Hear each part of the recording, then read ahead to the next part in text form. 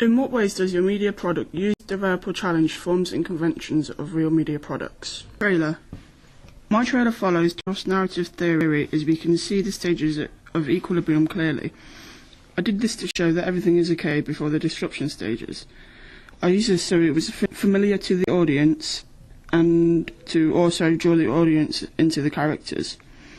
The rest of the trailer is at the disruption stage in the theory. I did this to show that the characters are vulnerable and the killer is in a position of power over them.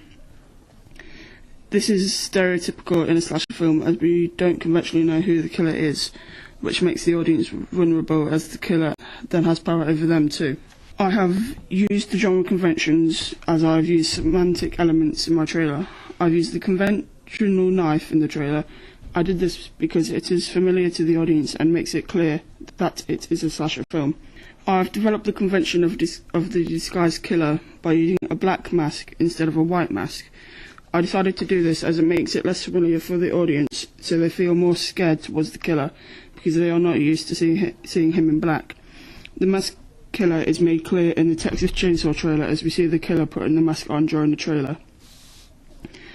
I have used institutions that typically produce slashers or horror films like Dimension Films and Ghost House Production. I have used these as Dimension Films produced Scream, which was one of the films that I have analysed. It also means that they have experience in the genre and will be good at selling it to an audience as they are a known horror producer. I've used a stereotypical male killer in my trailer. I did this because it is conventional and familiar to the audience.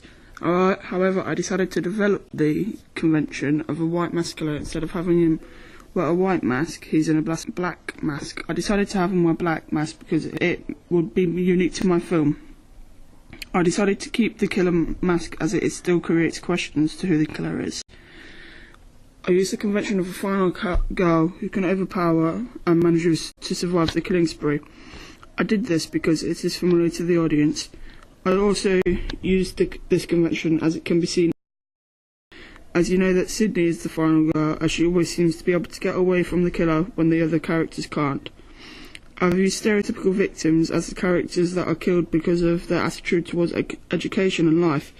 You can see this in the Scream trailer as they show the party scene during it. I've also shown them as weaker than the killer as you see him attack them and overpower them during the trailer. I've used cinematography conventions as a lot of the slasher trailers use close-up shots. They also use a lot of close-ups and medium shots. I have used these as it shows emotion on the actors' faces and the audience can then see who is in danger. I also use these shots to show the iconography in the trailer as I have done with the shot of the knife at the end of the trailer. This is evident in Halloween trailer. I use editing conventions in my trailer. The start of the trailer is at a slower pace whilst it is in equilibrium. This is conventional within the genre as it suggests that everything is fine and the pace shows this.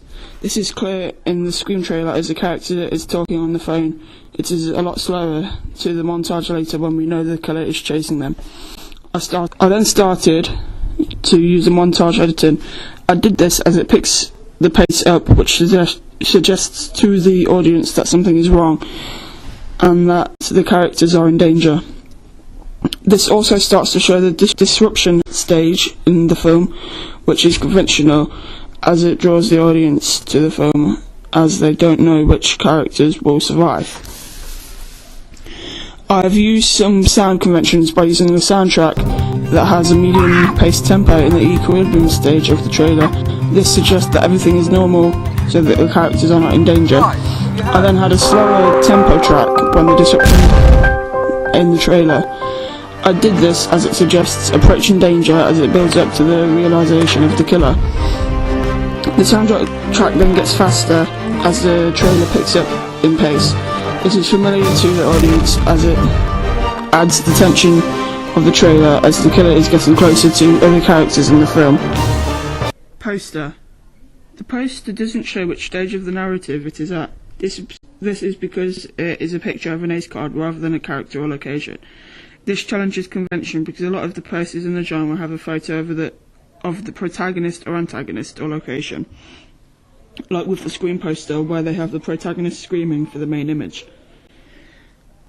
This then creates questions, as the audience are unfamiliar with it, and therefore it is not completely clear what genre the film is in.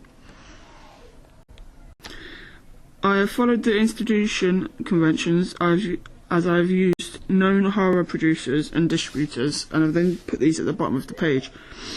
This is familiar to the audience as they know about the companies and then watch the film because of previous films.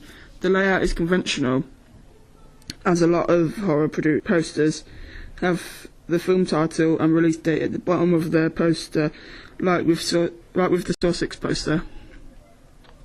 I have used the same font throughout my poster. I have done this as it is conventional, as Saw 6 use the same font throughout their poster.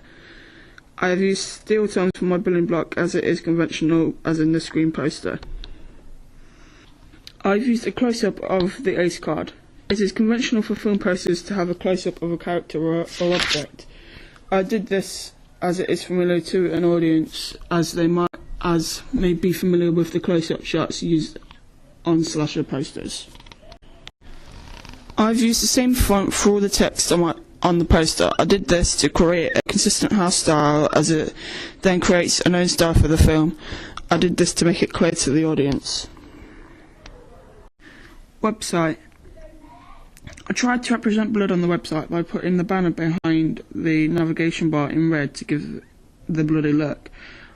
I did this to show the audience that it's a slasher, as the unconventional picture does not make it clear what genre the film is. You can see this on the screen website, as they've also put red banners on the website. The close-up is unconventional, as the website is usually used to show more to the audience, and a close-up doesn't do this, as you can only see a small object, so you don't get the full story. You can see this in the Halloween website, as they use a medium shot of the antagonist as the main image. I have used the same font throughout the website to keep everything clear and to make a clear house style. I did this to make it clear to the audience what the film is about, and the font I have used is important because it blends with the ace card. This can be seen in the screen website, as the font is the same throughout. The fact that the website has a close-up as the photo is unique, as most websites will have a long shot of a location or character.